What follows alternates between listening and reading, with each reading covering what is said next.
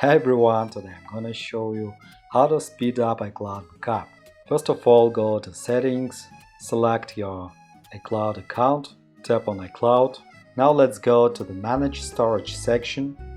Next, select the Backups item, choose your device.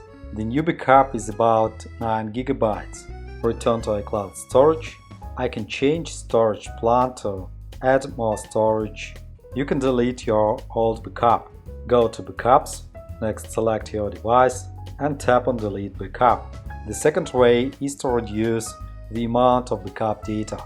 To do this, you can disable some backup applications. Confirm, turn off and delete. To disable more apps, tap Show All Apps.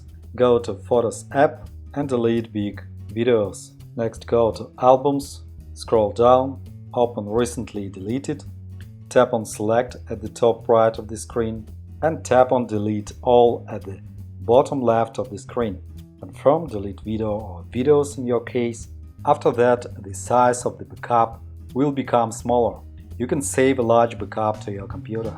Follow the link in the description to find out how. Then connect your iPhone to the charger. Let's start the backup.